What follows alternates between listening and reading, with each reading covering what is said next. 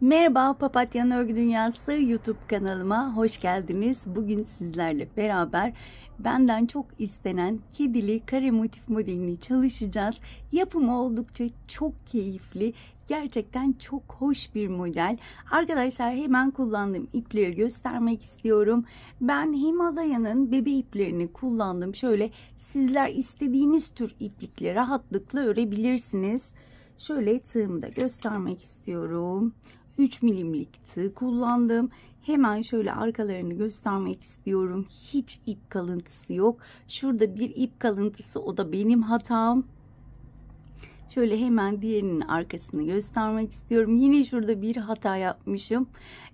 O da nazarımız diyelim, ama arkası önü çok muazzam duran bir model arkadaşlar.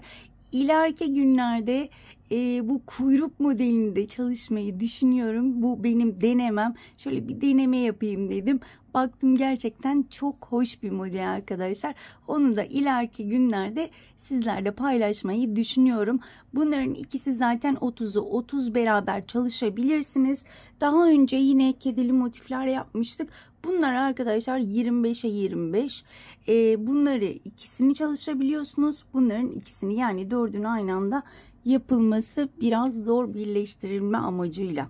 Evet, isterseniz hemen bu güzelliklerin yapımına geçelim. Geçmeden önce minik hatırlatmamı yapmak istiyorum. Biliyorsunuz ki kanalım tamamen ücretsiz. Kanalımı tamamen ücretsiz takip edip videoları beğenip bir de altına videoların o güzel yorumlarınızı yazarsanız hem bana destek olmuş olursunuz hem de bu videoların devamlılığını sağlamış olursunuz diyorum ve hemen bu güzelliklerin yapımına geçiyorum. Evet arkadaşlar, öncelikle zincirle başlıyorum. Şöyle 1 2 3 4 5, bu şekilde çok elimi sıkmadan, kesinlikle çok gevşek örmeden toplamda 30 tane zincir çekip dönüyorum. Toplamda 30 tane zincirimi çektim. En son zincirden tutuyorum. Bir tane zincir çekiyorum ve tırnağımla tuttuğum zincire batıyorum ve sık iğne yapıyorum. Toplamda 30 tane sık iğnem olması gerekiyor. Tek tek zincirlere batarak sık iğne yapıyorum sıra sonuna kadar. Evet, bu şekilde devam edelim. Evet, sıranın sonuna gelmek üzereyim. Son zincire batıyorum.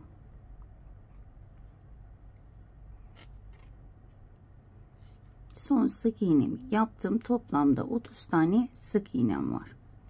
Burada bir zincir çektim, çevirdim. Hemen burada dibine batıyorum ve saymaya başlıyorum. 1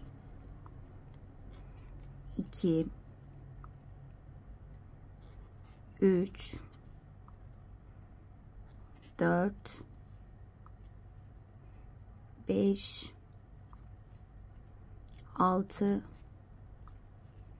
7 tane krem renkle sık iğne yapacağım, ama 7. de şöyle 2 ilmeği kapatmayacağım. Önü çektim ve burada bakın, burası benim ters tarafım olduğu için önde bırakıyorum ipimi ve gri ile kapatıyorum. Şimdi şöyle kremle de içten yürüteceğim tekrar. Bakın, şöyle öne alıyorum, burası ters olduğu için şöyle sıkıştırıyorum ve burada tek tek batarak krem ipimi içte yürüterek, bakın şöyle yürütüyorum içten, 16 tane gri ile yapacağım. Şöyle tek tek batırıyorum ve kremi de alttan bakın şu şekilde yürütüyorum. Toplamda 16 tane sık iğnemi yapıp dönüyorum. Bakın 16.'yı kapatmadım. Hemen griyi öne çekiyorum ve kremle kapatıyorum. Şöyle ipimi sıkılaştırdım. Bakın, griyi bıraktım artık. Sadece kremle 7 tane sık iğne. 1 2 3 4 5 6 ve sonuncu sık iğneme batıyorum. 7. Bir zincir çektim, modelimi çevirdim. Bakın, hep iplerim bu şekilde arkada kalacak, ön taraf temiz kalabilmesi için. Evet, burada bir zincirimi çektim, dibine battım. 1 2 3 4 5 6 7 tane kremim vardı. Şimdi 8 tane yapıyorum. 8.'yi battım. İlmeği çıkardım ve gri ile kapatıyorum. Arkada kremi yürütüyorum. Burada 1 2 3 4 5 6 7 8 9 10 11 12 13 ve 14. de renk değiştiriyorum. Şöyle kremi alıyorum. 14 tane gri ile yaptık. Yine burada bir tane krem fazla olmuş olacak. Yani 8 tane krem yapacağız. Şöyle gri ipimi arkada bıraktım. Buradan devam ettirmiyorum yürütmeye. 8 tane kremimi yapıp hemen dönüyorum. 8 tane krem renginden sık iğnemi yaptım. Şimdi bir zincir çekiyorum, çeviriyorum. Bu sırada yine aynı şekilde ilerleyeceğiz. 8 tane krem, 14 tane gri, 8 tane kremi yapıp hemen dönüyorum. Evet, 8 tane krem, 14 gri ve 8 tane kremi bitirdim. Bir zincir çektim, modelimi çevirdim ve burada 1 2 3 4 5 6 7 8 ve burada kremi 9'a çıkarıyorum. 9.'yu kapatmıyorum ve gri ile kapatıyorum. Şöyle sıkıştırıyorum ve gri ile arkadan krem ipi yürüterek 1 2 3 4 5 6 7 8 9 10 11 ve 12 yapıyoruz. 12.'yi kremle kapatıyorum. Yani gri, evet, burada kremlerim 9'a çıktı. İlkini yaptım. Arkada kremi bırakmayı unutmuyoruz. Arkada kremi bırakıyorum ve 9 tane kremle sık iğne yapıyorum. Şöyle tek tek batıyorum. Kaç oldu? 1 2 3 4 5 6 7 8 ve 9. Şöyle göstermek istiyorum, bakın. Şimdi arkasını çeviriyoruz. Bu sıralamayı yine aynı bir sıra daha yapıyoruz. Ne yapmıştık? 9 tane krem, 12 tane gri, 9 tane krem, Bir sıra daha aynı şekilde ilerleyelim. Ben bir sıra daha örüp dönüyorum. Evet arkadaşlar, toplamda 2 sıra ördüm.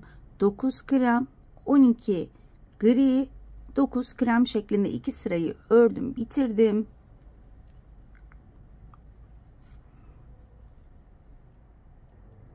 Ve burada yine bir zincirimi çekiyorum ve başlıyorum saymaya. 1 2 3 4 5 6 7. 7'ye indiriyorum kremi. Bakın, boyun kısmını bitirdik. Şimdi kafa bölümüne geliyoruz. Yavaş yavaş kafa bölümünü genişleteceğiz. Evet. Burada 2 tane gri arttırmam olacak. En son 12 idi. 16 tane. Bakın, altta kremi yürütüyorum ve tek tek batarak devam ediyorum. 2 3 4 5 6 7 8 9 10 11 12 13 14 2 tane arttırıyoruz. 15 ve 16. da rengimi değiştiriyorum. Kreme geçiyorum. Kremle kapatıyorum ve gri ipimi burada bırakıyorum. Yürütmüyorum. 1 2 3 4 5 6 7 tane de buraya yapmış olduk. Şöyle göstermek istiyorum. Şimdi bir üst sırada yine 2'şer tane griden arttıracağız ve 2 tane kremden eksilteceğiz. Bir zincir çektim. Sayıyorum. 1 2 3 4 ve 5. 5. de bakın öne alıyorum. Yani bu ters bölümdeyken ipleri öne alıyorum. Arkaya almıyorum. Hemen gri ile kapattım. İplerimi şöyle sıkıştırıyorum ve tek tek yapmaya başlıyorum. Yine 2'şer tane arttıracağımız için gri iple toplamda şöyle, çok pardon, 16 idi. 20 tane olacak arkadaşlar. 20 tane sık iğnemi yapıp dönüyorum. 20. sık iğnede ipimin rengini değiştiriyorum ve gri ipimi burada bıraktım ve toplamda 5 tane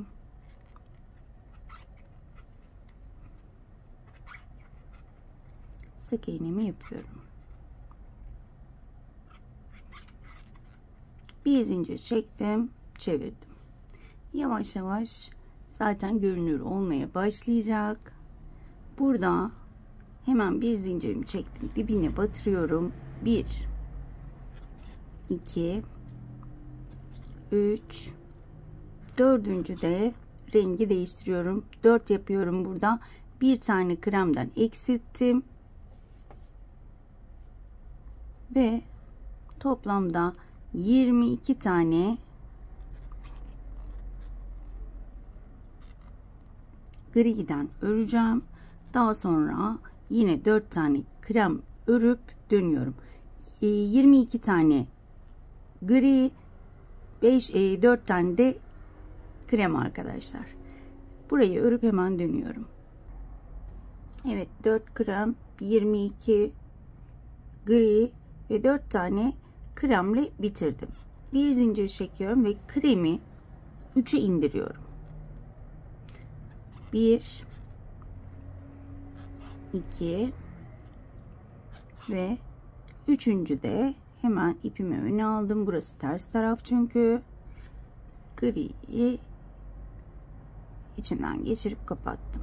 Şimdi burada yine bakın, kremi arada yürüteceğim. Bu çok önemli. Sürekli söylüyorum, farkındayım ama söylemek zorundayım.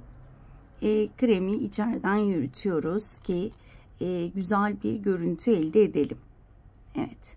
Burada şimdi benim grilerim toplamda 24 tane olacak. 24 tane gri ile öreceğim ve yine 3 tane kremle bitireceğim arkadaşlar. Daha sonra devam edeceğiz. Evet, ben bu sırayı bitirdim. Şimdi artık göze geçiyoruz, gözlere. Bir zincir çektim. Burada 1 2 3 tane sık iğne yapıyorum. Üçüncü de rengimi değiştiriyorum. Şöyle elimle sıkıştırdım. Burada 3 tane gri yapacağım. 1 2 üçüncü de rengimi değiştiriyorum. Kremle kapattım. Bakın, hep iplerimi alttan yürütüyorum. Şimdi burada 5 tane kremle yapıyorum. 1 2 3 4 ve 5. Şöyle göstermek istiyorum. Bakın bu şekilde.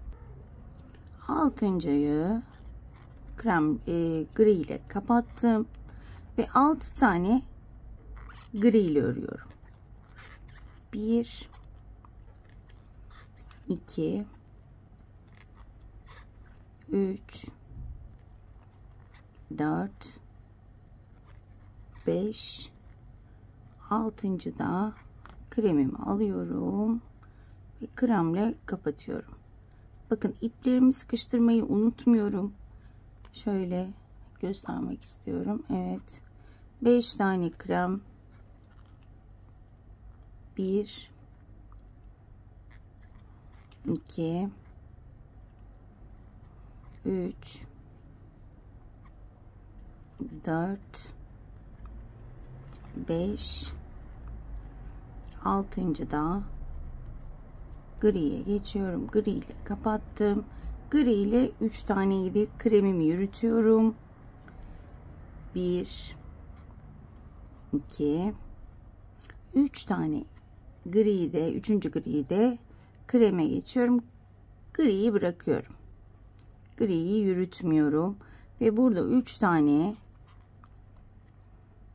kremle bitiriyorum.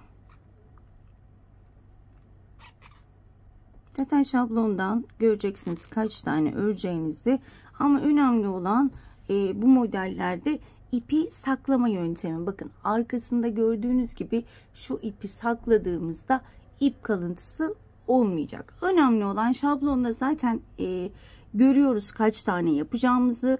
O yüzden ben size önemli olan bu modelde ip saklaması, onları göstermek istiyorum. Şablonda zaten Instagram hesabımda öne çıkanlar bölümünde şablonlar bölümü var. Hemen şöyle küçücük, oraya dokunduğunuzda göreceksiniz.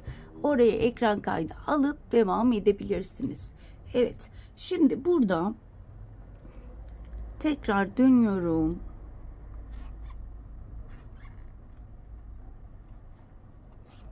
Bir 2 3 tane kremle yaptım. Bakın, iplerimi şimdi arkada olduğum için arkadan yürüteceğim. 3 tane kremle yaptım. Şimdi 2 tane gri ile yapıyorum. 1 2. Şöyle öne aldım. Kremle kapattım. İpimi sıkılaştırdım ve kremle bir önceki sırada 6 tane yapmıştık. Şimdi 8 tane. 2 3 4 5 6 7 8. de şöyle ipimi değiştiriyorum. Gri ile kapattım. İpimi şöyle sıkılaştırdım ve gri ile 1 2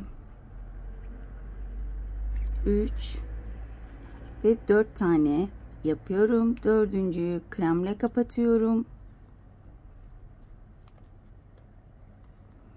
ve yine burada 8 tane kremle örüp dönüyorum. Evet, 8. de ipimi değiştiriyorum.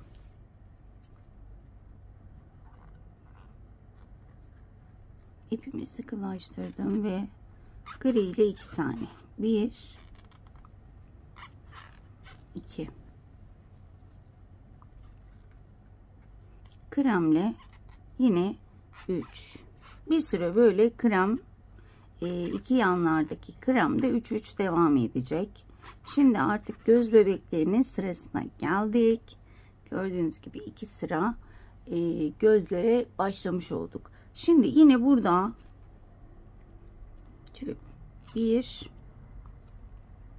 2 3. de hemen değiştiriyorum. Bu sıraya dikkat edin. Bu sırayı toplamda 3 sıra öreceğiz arkadaşlar. 3 tane krem ördüm.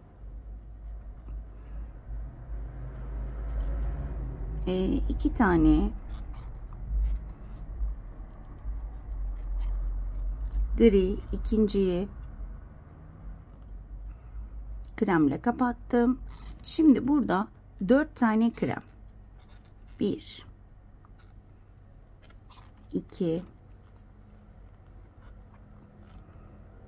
3 dördüncüyü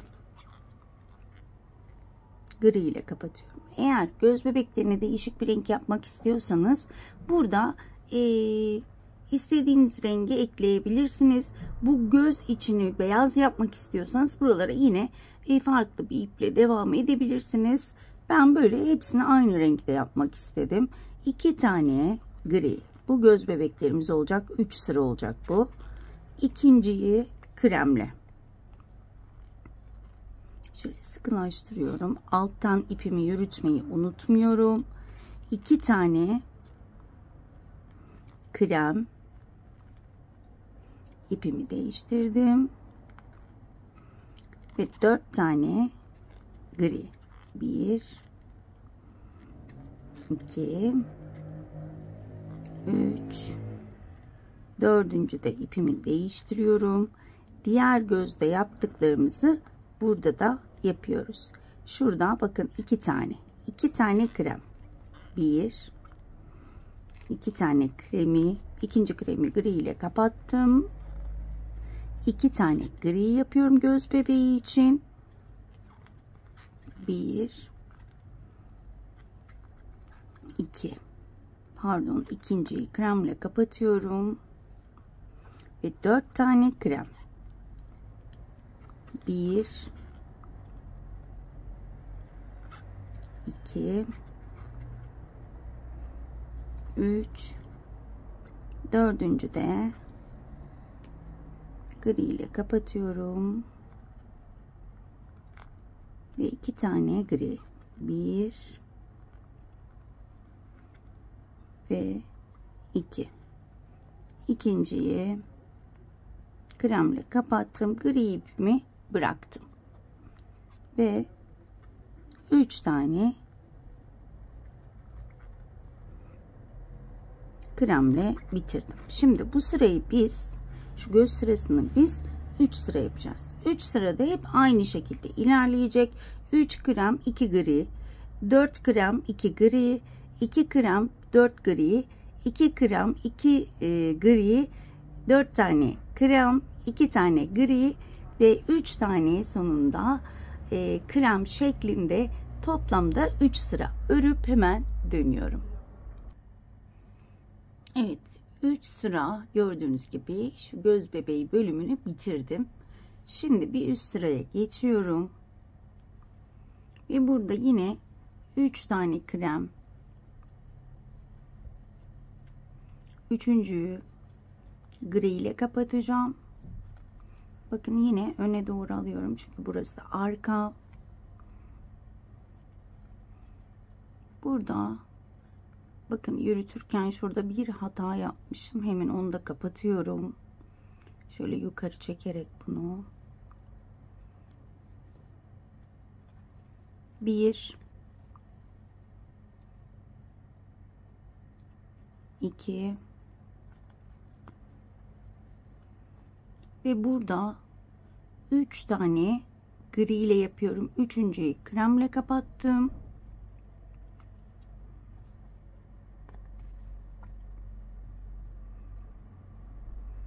Ve burada normal göz bebeğimi bitirdiğim için 1 2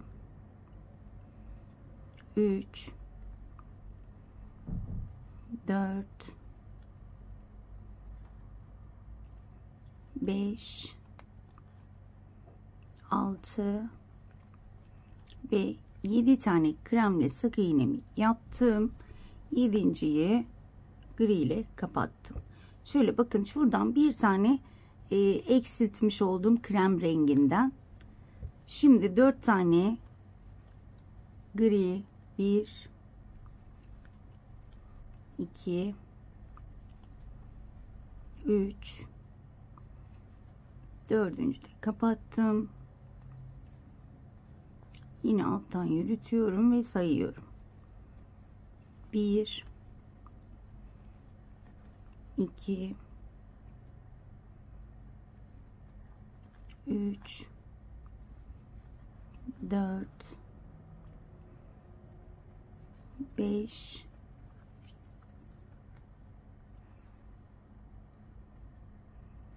6 ve 7. de rengimi değiştiriyorum. Yine burada şu tarafta ne yaptıysak burada da onları yapıyorum. 3 tane gri ile yapıyorum. 2 üçüncüyü kremle kapatıyorum. Gri ipimi burada bıraktım ve 3 tane kremle bitirdim. Şimdi gözümüzü tamamlamamıza bir sıramız kaldı. Hemen onu da şöyle devam edelim. Yine 3 tane kremle devam ediyorum. 1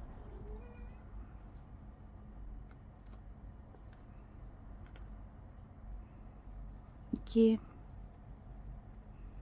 üçüncüyü gri ile kapattım ve burada gri ile 4 tane yapıyorum. Şimdi gözün üstünü küçültmeye başladık çünkü ve gözümüzde son sıra 1 2 3 ve 4'üncü de kapatmadan renk değiştiriyorum. Bakın arkada bırakıyorum. Çünkü burası ön taraf olduğu için iplerimi arkada bırakıyorum. Şu elimle de sıkıştırıyorum. Şimdi burada yine eksilteceğim bir tane kremden. 1 2 3 4 5. 5. de rengimi değiştiriyorum. Burada 7 tane olan bir alt sırada 7 tane olan kremi 5 taneye eksilttim. Şimdi burada gri ile 1 2 3 4 5 ve 6 tane gri ile yaptım. 6.'yı kremle kapattım. Yine burada bakın arkadan yürütüyorum iplerimi. Yine 1 2 3 4 5. de değiştirdim. Ve burada yine 4 tane gri. 1 2 3 ve 4. 4. de değiştirdim. Gri ipimi bıraktım ve 3 tane kremle. Göz sıramız da bitti. Hemen şöyle bir göstermek istiyorum sizlere. Gördüğünüz gibi çok güzel bir şekilde ortaya çıkıyor. Evet, şimdi burada bir üst sırada kafa bölümü ve kulaklara geçeceğiz. Evet. Hemen şöyle ipimi alıyorum. Bir zincir çektim, çevirdim. Burada 1 2 3. de rengimi değiştiriyorum. İplerimi sıkıştırıyorum ve hemen burada 24 tane gri ile sık iğne örüyorum arkadaşlar. Şöyle tek tek batarak toplamda 24 tane sık iğnemi yapıp hemen dönüyorum. Evet, 24.'yü kremle kapatıyorum ve şöyle gri ipimi bıraktım. 3 tane kremle sık iğne yapıyorum. Bu sırayı bir kez daha tekrarlayacağız. Bir zincir çektim. Bakın bu sırayı bir kez daha tekrarladıktan sonra kulaklara başlayacağız. 3 tane sık iğne. 3.'yü gri ile kapatıyorum ama alttan krem ipimi yürütüyorum. Şöyle sıkıştırarak toplamda 24 tane gri ile tamamlıyorum. Yine 3 tane kremle sık iğnemi tamamlayıp dönüyorum. Evet, ben sıramı bitirdim. 3'er tane kenarlarda krem, ortada 24 tane gri. 2 sıramı bitirdim. Bir zincir çektim. Artık yanlardaki kremi 2'ye düşürüyorum. 1 ikinciyi gri ile kapattım. Şöyle toplamda 26 tane gri ile öreceğim. Şöyle iplerimi de kontrollü bir şekilde saklıyorum. Şöyle düzeltmeyi ihmal etmeyin. Şöyle 24 taneydi bizim grimiz. Şu anda bu sırada 26 taneyi çıkarıyorum. 26 tane gri ile örüp hemen dönüyorum.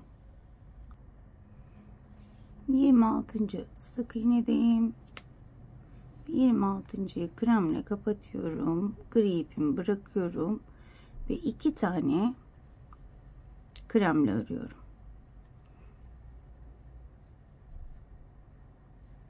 Bir zincir çektim ve bu sırayı toplamda 4 sıra olacak şekilde öreceğiz. Birinci sırayı ördük. İkinci sıraya geldim. Yine 2 tane kremle yaptım. Ve yine burada 26 tane gri ile sık iğne yapıyorum. İkinci sıradayım. 3 ve 4 olacak arkadaşlar. 2 tane krem, 26 tane gri, 2 tane krem. Bu sayılar toplamda 4 sıra olacak. Ben ikinci sıradayım. 2 sıra daha, bunu bitirdikten sonra 2 sıra daha örüp hemen dönüyorum. Evet arkadaşlar, ben 4. sıramı bitirdim. Toplamda 4 sıra aynı şekilde ördüm. Ve kulaklarımızı ayıracağız. Artık bir zincir çektim. Modelimi çevirdim. Yine kenarlar aynı şekilde 2 tane ile başlıyorum.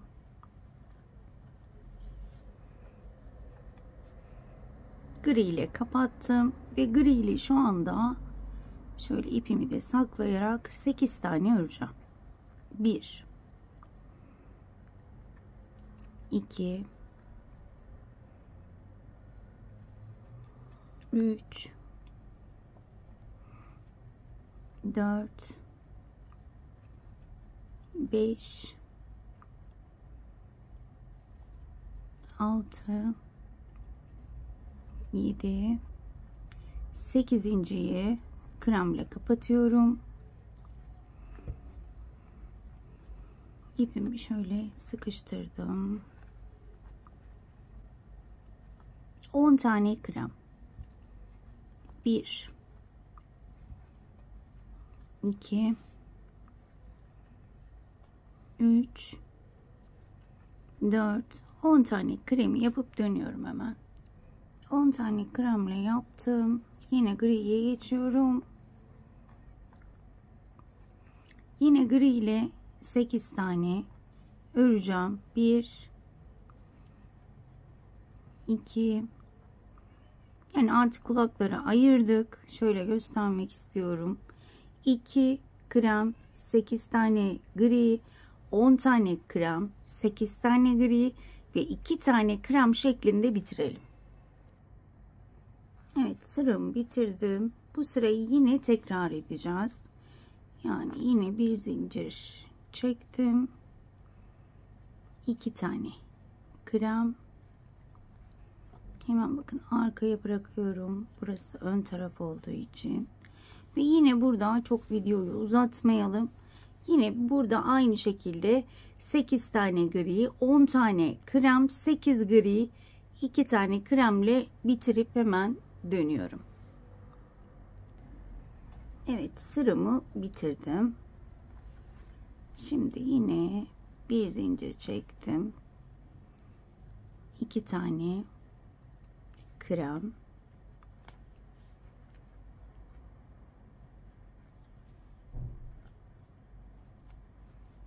gri ile kapattım. Şimdi burada bizim 8 tane gri'miz vardı.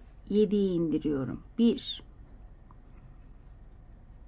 2 3 4 5 6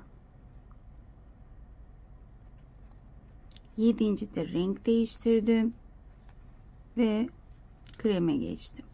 Kremde bir buradan eksilteceğiz, griden bir buradan. 10 taneydi, 12 tane olacak. 1 2 3 4 5 6 7 8 9 10 11 ve 12. de değiştiriyorum ipimi ve gri ile yine burada alttan ipimi yürüterek 7 tane gri, 2 tane krem yapıp hemen dönüyorum. Evet, sıramı bitirdim. Bir zincir çektim, çevirdim. Yine 2 tane kremle ikinci gri ile kapatıyorum ve burada yine bir tane eksiltiyorum ve gri'mi 6 tane yapıyorum. 2 3 4 5 ve 6.'yı kremle kapatıyorum.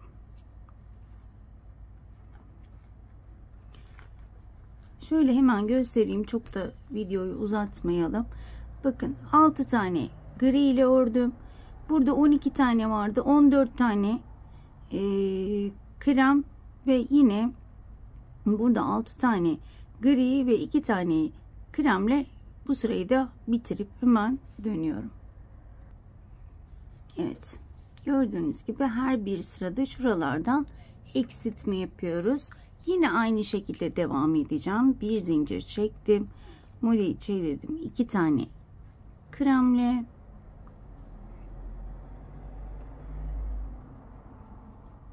evet. İp maalesef ayrıldı. Şöyle düzgün çıkarmak istiyorum. Evet, hemen griye geçtim. Video çok uzadı, o yüzden bu bölümde biraz hızlı gidiyorum, kusura bakmayın. Eğer hızlı gittiğimi düşünüyorsanız videoyu yavaşlatabilirsiniz. 2 3 4 ve 5.'yi kremle kapatıyorum ve burada toplamda 16 tane kremle öreceğim. Şöyle çok videoyu uzatmak istemiyorum arkadaşlar. Şöyle hemen göstermek istiyorum. 5 tane, bir alt sırada 14 tane ortada kremim vardı. Şimdi 16'ya çıktı ve kulaklarımız 5'er tane olacak. 5 gri, 16 tane krem, 5 gri ve 2 tane kremle bitirip hemen dönüyorum. Evet arkadaşlar, bu sırayı da bitirdim. Az önce dediğim gibi 2 5 16 5 2 şeklinde bitirdik. Şimdi artık kulaklarımızın son sırasındayız. Hemen burada bir zincir çekiyorum. Burada 3 tane krem yapıyorum. 2, üçüncü de griye geçiyorum.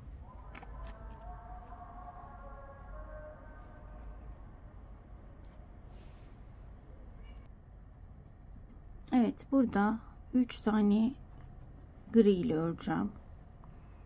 2, üçüncüyü kremle kapatacağım.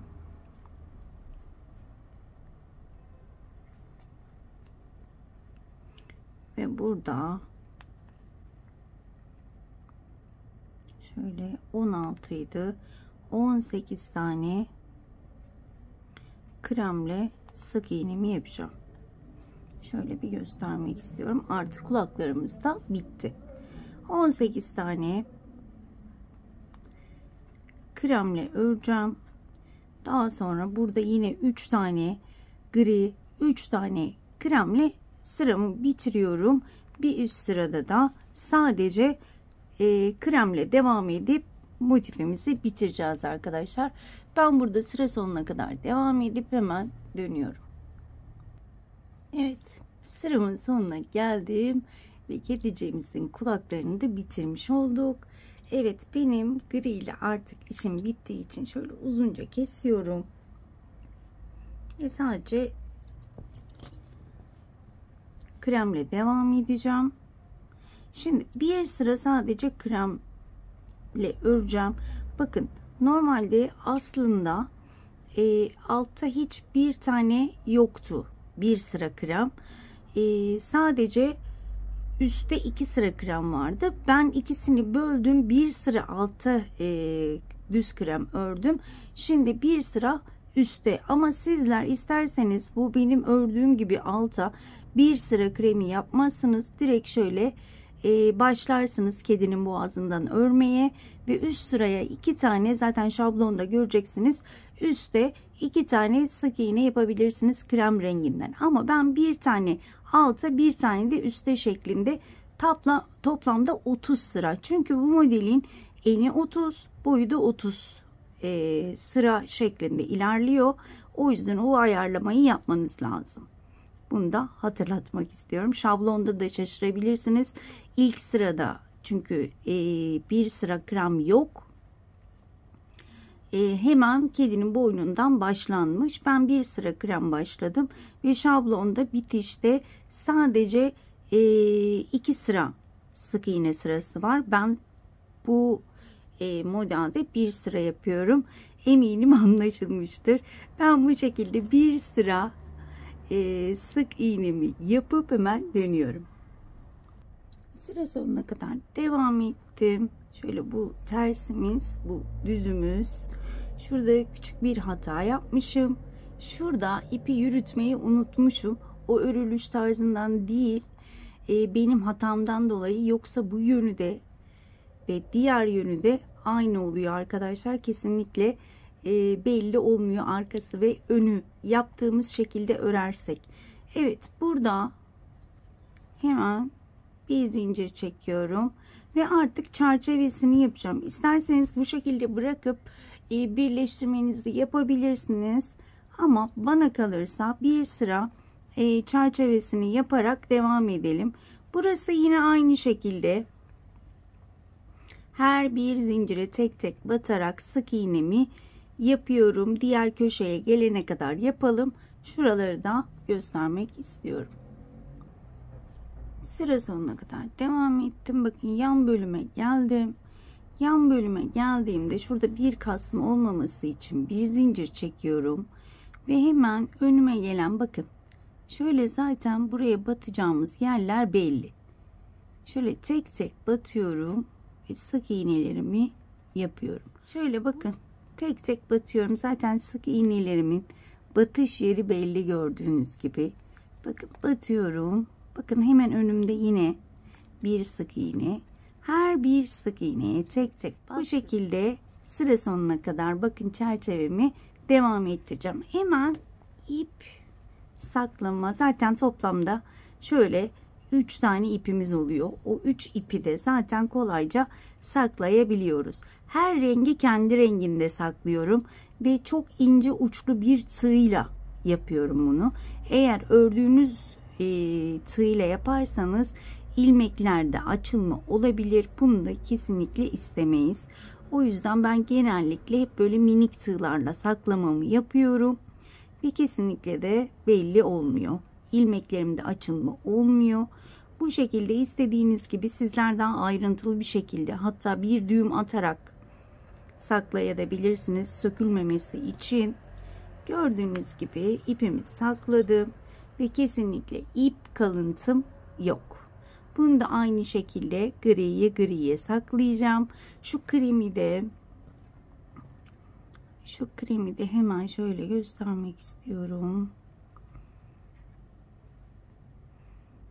Bu kremi de aynı şekilde kreme griye artık hangi renklerde yapıyorsak bu şekilde saklamamı yapıyorum. Eminim saklama da anlaşıldı. Şöyle ben biraz daha ayrıntılı saklıyorum ama burada çok uzun saklayamadığım için şöyle hemen üstünkörü gösteriyorum. Sizler bunu böyle düğüm yapıp iyice uzatabilirsiniz. Saklamayı çözülmemesi için. Gördüğünüz gibi bakın, şu yanlışım olmasa bunun ters olduğunu kesinlikle anlayamayız. Evet, ben çerçevemi bitirip hemen dönüyorum. Evet arkadaşlar, ben çerçevemi bitirdim, iplerimi sakladım ve karşıdan ütüyle buhar tutarak karşıdan şu şekilde, şu mesafeden buharı veriyorsunuz. Daha sonra elinizle düzeltiyorsunuz. Önden ve arkadan aynı işlemi yaptıktan sonra gördüğünüz gibi şöyle kalıp gibi motifleriniz olacak. Evet arkadaşlar, bugünlük de bir videonun sonuna geldik. Umarım ayrıntılı bir şekilde anlatabilmişimdir. Umarım anlatımımdan memnun kalmışsınızdır. Bir dahaki modellerde görüşmek dileğiyle. Kendinize çok iyi bakın. Hoşça kalın.